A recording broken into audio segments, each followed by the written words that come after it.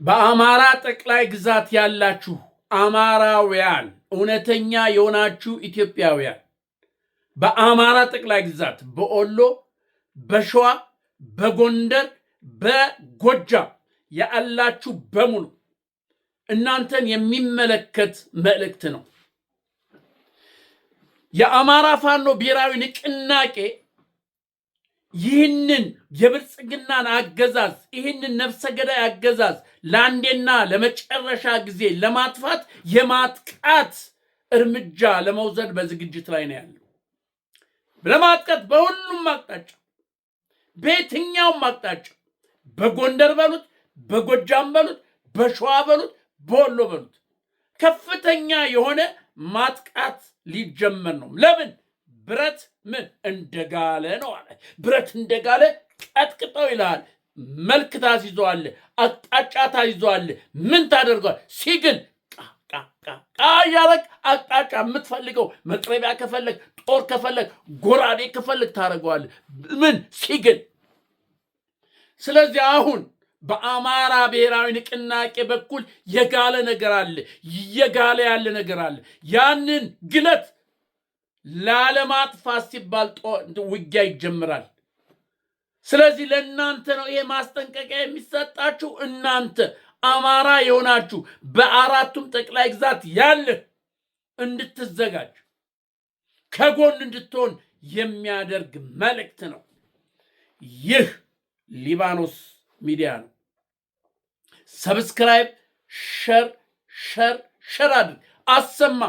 በተለይ አማራ የሆንክ እውነተኛ ኢትዮጵያ የሆንክ ይህን ነገር ስማ። ዘመድ አዝማድ ያለ ስማ። አዲስ አበባ ውስጥ ምናምን ዘመድ ያለ ስማ። በየክፍለ ሀገሩ ዘመድ ያለ ስማ። ያልሰማ እንዲሰማ። ገጠር አካባቢ ያሉ ላይሰሙ ይችላሉ። ዩቱብ ላያዩ ይችላሉ። ይሄን መልእክት ላይሰማች አስተላልፍለት፣ ላክለት። ይህ የመጨረሻው የብልጽግና እስትንፋስ የሚቋረጥበት የውጊያ ስልት ይባላል። በሁሉም አቅጣጫ፣ በቀበሌ፣ በወረዳ፣ በአውራጃ፣ በክፍለ ሀገር ያለ በሙሉ በየትኛውም አቅጣጫ በአንድ ሰዓት በአንድ ቀን ጦርነት ይጀመራል። አሁን ሰዓቱን አልነግርም። በዚህ ቀን ነው በዚህ ነው ብዬ አልነግርም። ይሄ ሚስጥር ስለሆነ፣ ወታደራዊ ሚስጥር ስለሆነ አይነገርም። ጦር ነኝ የምትለው የማፊያ ጦር ነኝ የምትለው የብልጽግና ጦር ነኝ የምትል ስማ፣ አንተም ስማ። እሳት እየመጣልብህ ነው። እሳት እየመጣ መቼ እንደሚመጣ አልነግርም። መቼ በስንት ሰዓት በመቼ ቀን እንደሚጀመር አልነግርም። ትሰማለህ። በእያንዳንድህ ስልክ አለ፣ በእያንዳንዱ ትከታተላለህ። አምናለሁኝ ብዙዎቻችሁ ትከታተሉኛላችሁ። ወታደርም ጦር ሜዳ ያለ እየተከታተልከኝ ነው። የማፊያ ወታደር ብዙዎችም ለፋኖ እጃችሁ እንደሰጣችሁ የነገራችሁኝ ያላችሁ አለ።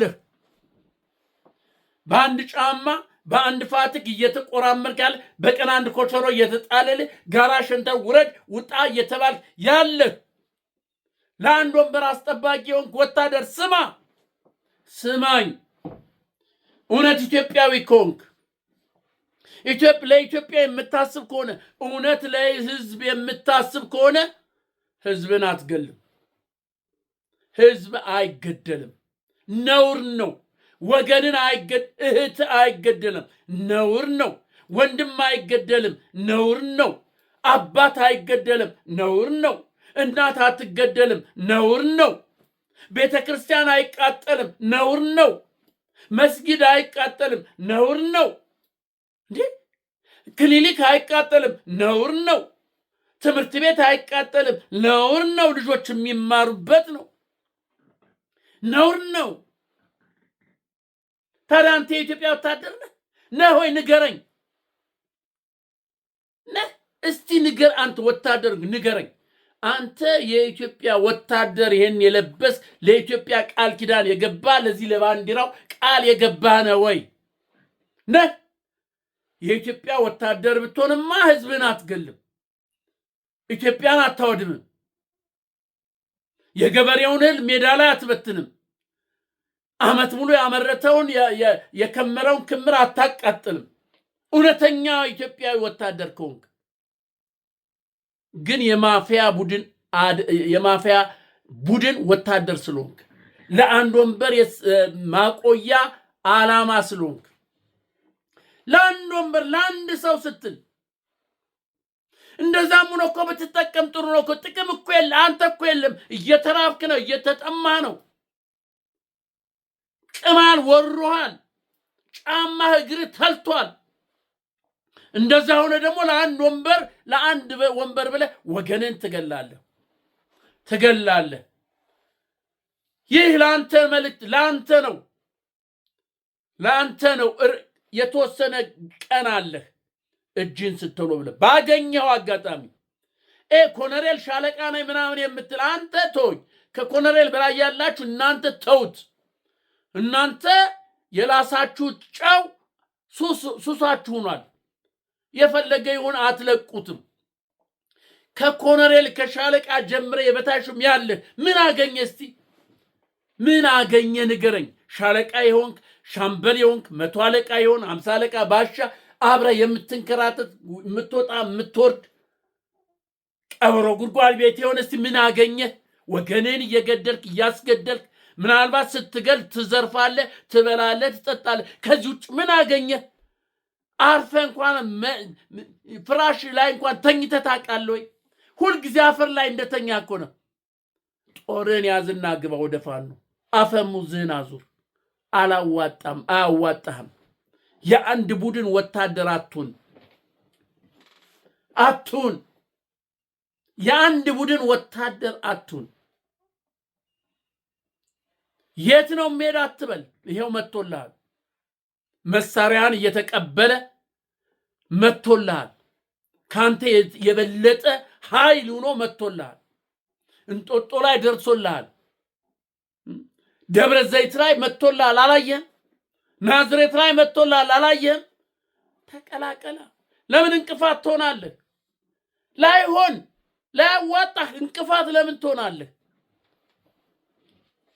እንቅፋት ለምንድን ነው የምትሆነው? ሰው እኮ አካሄዱን አረማመዱን አይቶ ዞር ጥፍ ይላል አይደል እንዴ? ይሄ ነገር እንዴት ነው? ኧረ ይሄ ነገር እኮ አይሆንም፣ አያዋጣም። ከቀን ወደ ቀን እያየስተ ከአንዱ ቦታ ወደ አንዱ ቦታ እየተንከራ ግማሹ ጦር ዥው ብሎ ሲሄድ ወደ ፋኖ ሲገባ ሲታጠቅ ከፋኖ ጋር ቁጭ ብሎ ሲወጋ ስታየው እንዲህ ግትር ብለህ ጥርስን ነክሰህ እስከምትሞት ተማርከህ እስከምትዋረድ ተማርከህ ከምትዋረድ ለምን እጅን አትሰጥም? ይሄ አገዛዝ ይሄ መንግስት አላዋጣም። ለአንድ ወገን ስል ነው ወገኔን አልገልም፣ እህቴን፣ ወንድሜን፣ እናት አባቴን አልገልም ብለህ ለፋኖ እኮ እጅን ብትሰጥ ለአንተም ክብር ነው። ለጋሲን ታሳምራለህ።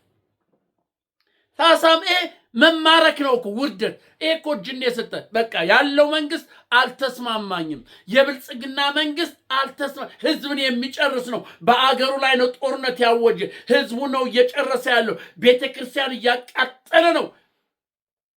ሰዎችን እየገደለ ነው። ዘር ከዘር እያባላ ነው። ይሄ ደግሞ የወታደር ስነ ምግባር አይደለም። ወታደር እውነተኛ የሆነ ወታደር ዳር ድንበሩን የሚጠብቅ እንጂ ህዝቡን የሚገል አይደለም። ህዝቡን የሚጠብቅ እንጂ የሚያጠፋ አይደለም የሚል አስተሳሰብ ይኑርህና ሂድ፣ ጦርን አስከትትና ግባ፣ አፈሙዝህን አዙር፣ ኢትዮጵያን አድን፣ ከወገኖችን አድን። ያ ነው ወታደር። ትክክለኛ ወታደር የሚባል ያ ነው። ትክክለኛ የኢትዮጵያ ወታደር የሚባል ይሄ ነው እንጂ ወገንን እየገደልክ አይደለም። ተው፣ ኧረ ተው። ይሄንን እዚህ ደርድረ ተው። ቀን አለ፣ ቀን ይመጣል። ተው። ምን ነው የዛለት ይሄን ነገር በሰማው? ምን ነው እንደዚህ አይነት አጋጣሚ አግኝቼ እጄን በሰጠው? ምን ነው የምትልበት ቀን ይመጣል። ተው። አንተ የጦር መሪ ነኝ የምትል ተው። ይሄ የምትሰበስበው ላትበላው የምታካብተውን ነገር ላታገኘው ተው።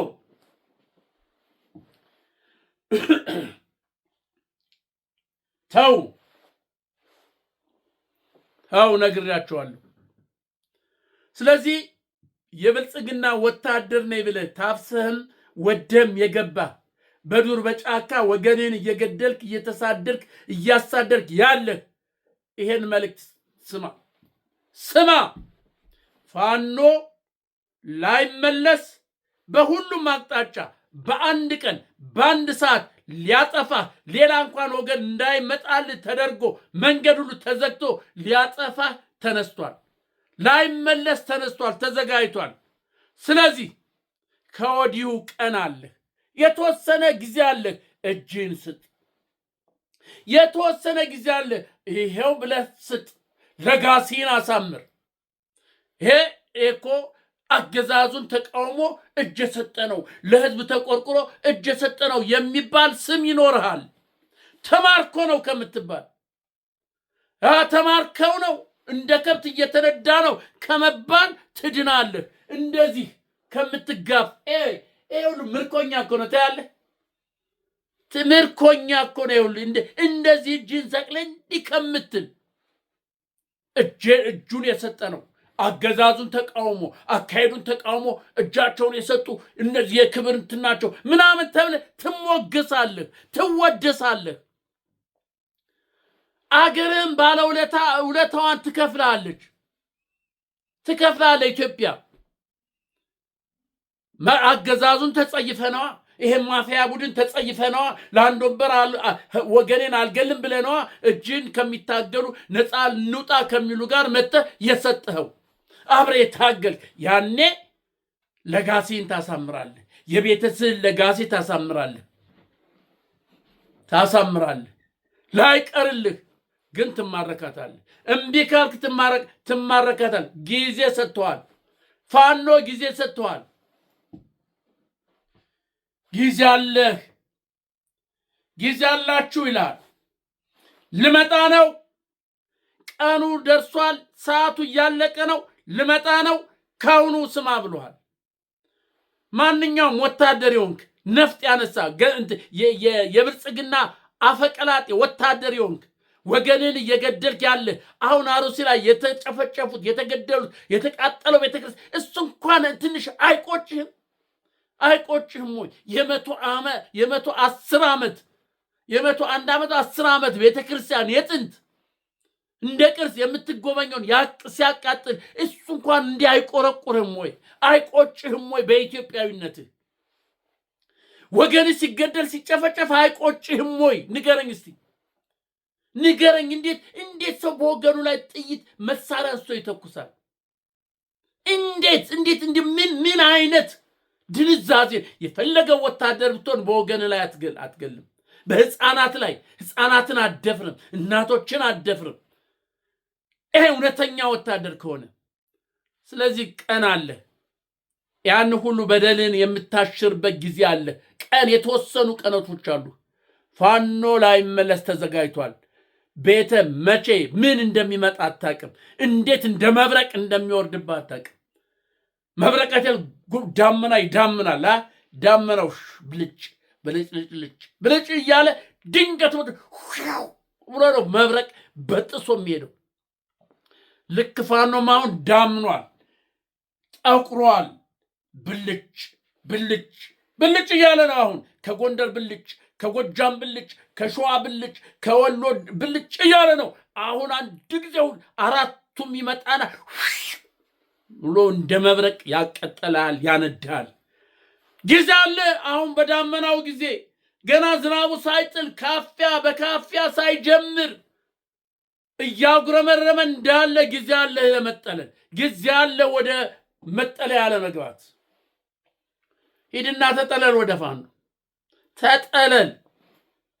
ዳመናው ጠቁሯል፣ ዝናብ ሊዘንብ ነው፣ መብረቅ ሊወርድ ነው። ሂድና ተጠለል። ለጋሲን አሳምር። መልእክቴ ይሄ ነው። በአማራ ክልል ያላቸው አማራውያን ደግሞ ከፋኖ ጎን ቁም። የመጨረሻው መጨረሻ ደርሷል።